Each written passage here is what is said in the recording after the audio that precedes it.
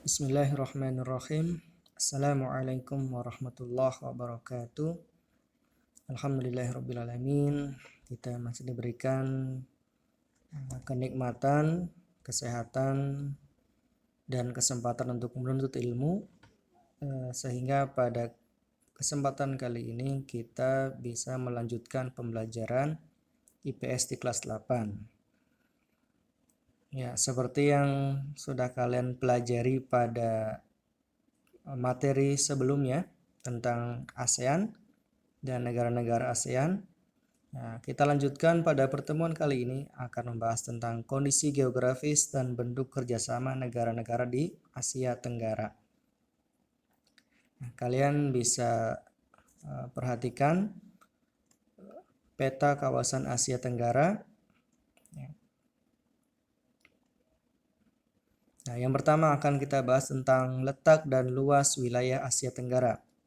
Asia Tenggara merupakan kawasan yang terletak di antara 28 derajat lintang utara sampai 11 derajat lintang selatan dan 92 derajat bujur timur sampai 141 derajat bujur timur. Jadi tampak jelas bahwa dilihat dari garis lintangnya, sebagian besar wilayah Asia Tenggara berada di belahan bumi utara. Dan berdasarkan garis bujurnya, semua wilayah Asia Tenggara berada di bujur timur. Adapun batas-batas wilayah Asia Tenggara yaitu sebagai berikut. Untuk batas sebelah utara yaitu Asia Timur dan Samudra Pasifik. Dan sebelah selatan yaitu berbatasan dengan Samudra Hindia. Untuk sebelah timur berbatasan dengan Samudra Pasifik. Dan yang sebelah barat berbatasan dengan Samudra Hindia dan Teluk Benggala. Yang kedua, mengenai iklim wilayah Asia Tenggara. Wilayah Asia Tenggara beriklim tropis basah dengan curah hujan yang lebat pada periode musim-musim tertentu. Hal ini disebabkan karena posisi Asia Tenggara berdasarkan garis astronomi. Ya. Posisi astronomisnya. Yang ketiga, bentang alam wilayah Asia Tenggara. Yaitu ada dataran rendah, kemudian dataran tinggi, yang ketiga sungai dan danau. Yang pertama, bentang alam wilayah Asia Tenggara, dataran rendah. Dataran rendah di Asia Tenggara tersebar di berbagai negara, antara lain di Indonesia yang terdapat di wilayah timur Sumatera, pantai utara Jawa, wilayah selatan Papua, dan di sekitar sungai-sungai besar mengalir di wilayah Indonesia. Untuk di negara lain, dataran rendah di Malaysia terdapat di bagian barat semenanjung Malaka. Di Thailand terdapat di Thailand bagian tengah dan lembah sungai Chao Phraya. Di Vietnam, dataran rendah terdapat di sekitar Danau Tonle Sap di wilayah bagian tengah. Kemudian yang kedua, dataran tinggi. Bentang alam dataran tinggi di Asia Tenggara antara lain Bandung, dataran tinggi Dieng, dataran tinggi Gayo di Sumatera, dataran tinggi Bolovens di Laos, dataran tinggi Korat di Thailand, dan dataran tinggi Tonkin di Vietnam. Yang ketiga, sungai dan danau. Sungai yang berada di Asia Tenggara antara lain Sungai Kapuas, Sungai Musi, Sungai Salwen, Sungai Chao Phraya, dan Sungai Mekong. Sedangkan danau-danau utama di Asia Tenggara yaitu Danau Toba di Indonesia dan Danau Tonle Sap di Kamboja. Selanjutnya, geologi wilayah Asia Tenggara. Secara geologis, wilayah Asia Tenggara merupakan pertemuan pegunungan Sirkum Pasifik dan Sirkum Mediterania. Rangkaian pegunungan ini bertemu di Indonesia Timur, tepatnya di perairan Maluku. Kondisi tersebut menyebabkan di Indonesia banyak terdapat gunung api, terutama di negara Indonesia dan Filipina. Selain jalur pegunungan muda, wilayah Asia Tenggara juga dilalui jalur pegunungan tua yang sudah tidak aktif lagi. Pegunungan ini banyak terdapat di Thailand, pegunungan Annam di semenanjung Indochina, pegunungan Arakan di Myanmar, pegunungan di semenanjung Malaka dan di Kalimantan. Yang kelima, flora dan fauna di Asia Tenggara. Flora di Asia Tenggara merupakan jenis flora khas hutan hujan tropis yang terdiri dari pepohonan heterogen dan berdaun lebar.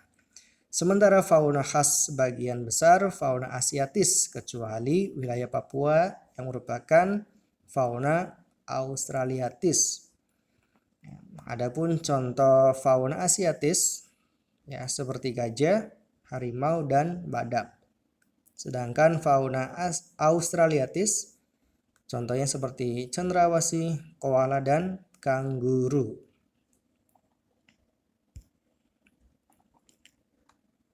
Nah, selanjutnya merupakan potensi sumber daya alam wilayah Asia Tenggara.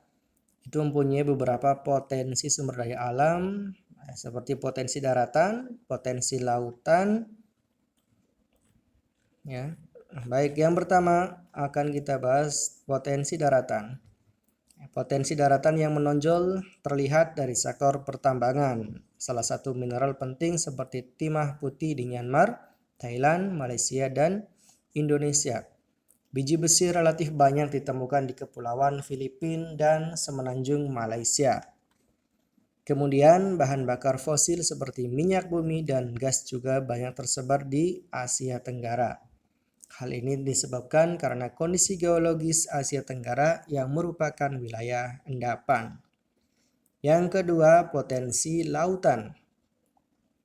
Persebaran potensi kelautan dimiliki oleh negara-negara yang memiliki batas wilayah kelautan seperti Indonesia, Malaysia, Filipina, Brunei, Vietnam, Singapura, Thailand, Kamboja, dan Myanmar. Nah, ada satu negara yang tidak memiliki batas atau mempunyai potensi kelautan, yaitu negara Laos, karena sepenuhnya merupakan daratan. Laut di Asia Tenggara memiliki beberapa manfaat, di antaranya pertama sebagai transportasi. Asia Tenggara merupakan jalur yang digunakan untuk jalur lintas benua seperti antar benua Asia dan Australia. Jalur laut merupakan jalur yang efektif sebab memuat banyak beban yang tidak dapat dilakukan di jalur udara. Perhubungan antar negara dilakukan dengan menggunakan kapal laut tradisional, bahkan kapal laut besar dengan teknologi modern. Nah, seperti pada gambar di bawah ini adalah contoh pelabuhan modern, pelabuhan tersibuk dan terbesar kedua setelah Cina, yaitu berada di Singapura.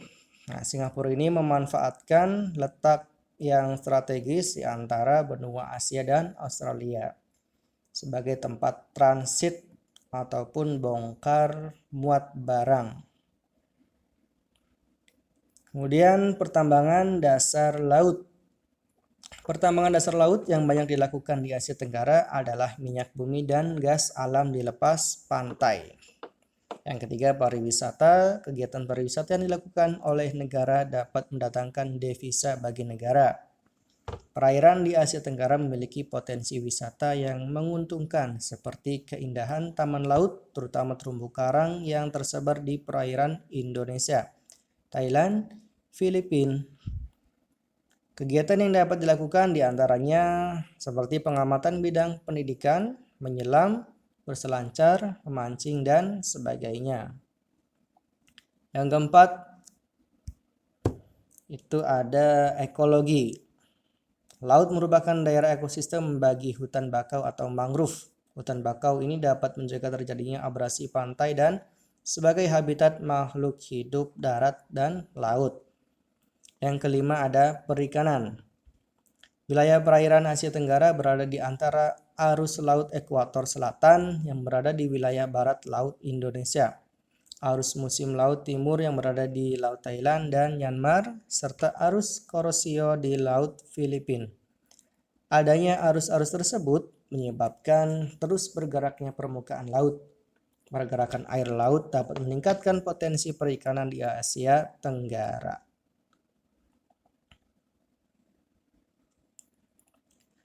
Nah, selanjutnya kita akan membahas tentang bentuk kerjasama negara-negara ASEAN.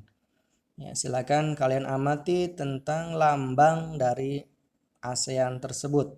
Ya, terdiri dari beberapa warna dengan bentuk melingkar dan di tengahnya itu ada 10 tangkai padi. Baik, kita akan membahas tentang warna dulu. Ya. Jadi warna yang dipilih sebagai lambang ASEAN itu memiliki makna. Yang pertama ada warna biru. Warna biru ini mengandung arti keamanan dan kestabilan. Sedangkan warna merah itu berarti semangat dan dinamisme. Dan kuning yang berarti kemakmuran, sedangkan putih yang melingkar itu ketuhanan atau kesucian. Nah, di tengah sendiri itu ada lambang 10 tangkai padi yang merupakan cita-cita pelopor pembentuk ASEAN di Asia Tenggara, yaitu bersatu dan bersahabat. Sedangkan lambang bulat ya, merupakan kesatuan ASEAN. Selanjutnya, kerjasama di bidang sosial budaya. Ya, kerjasama ASEAN dalam bidang sosial budaya diselenggarakan dalam sektor kebudayaan dan penerangan, serta ilmu pengetahuan dan teknologi. Kerjasama di sektor kebudayaan dan penerangan dilakukan dengan temu karya pemuda ASEAN, kerjasama penanggulangan masalah penduduk dan narkotika, pertukaran acara radio dan televisi, pertukaran pelajar dan festival kesenian. Adapun kerjasama di bidang ilmu pengetahuan dan teknologi, yaitu dengan mendirikan pusat-pusat penelitian seperti yang pertama itu Pusat Penelitian dan Latihan Biologi Tropika atau Biotrop di Bogor. Yang kedua, Pusat Penelitian dan Latihan Ilmu Pengetahuan Alam dan Matematika atau Reksam di Malaysia. Yang ketiga, Pusat Penelitian dan Latihan Ilmu Pertanian atau SEARCA di Manila. Yang keempat, Pusat Penelitian dan Latihan Bahasa Inggris atau RELSI di Singapura. Dan yang kelima, Pusat Penelitian dan Latihan Ilmu Pengobatan Daerah Tropika atau TROMED di Bangkok, Thailand.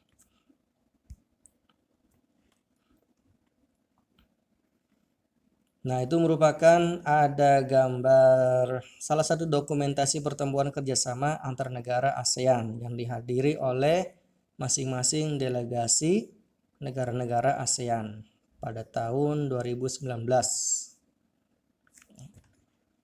Selanjutnya ada kerjasama di bidang ekonomi.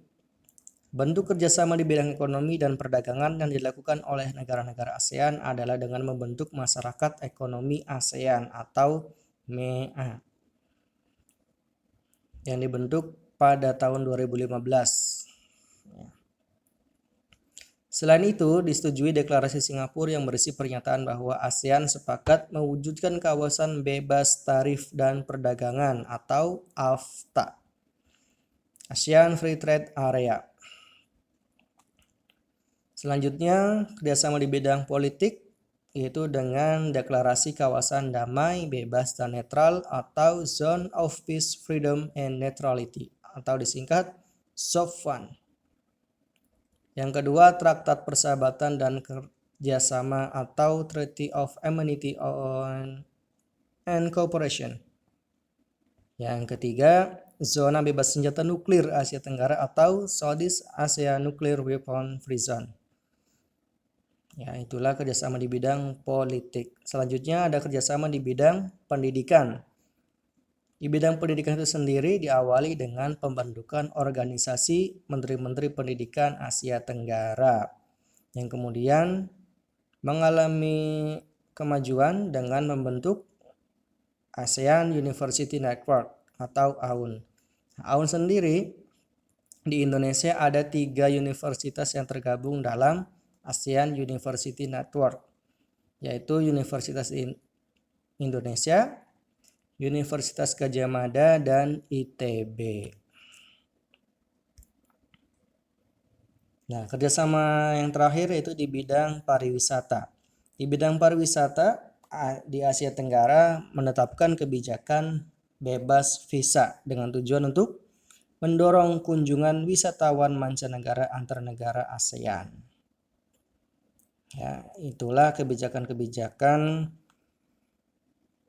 yang dilakukan negara-negara ASEAN untuk menjalin kerjasama di bidang pariwisata, yaitu dengan menerapkan sistem bebas visa.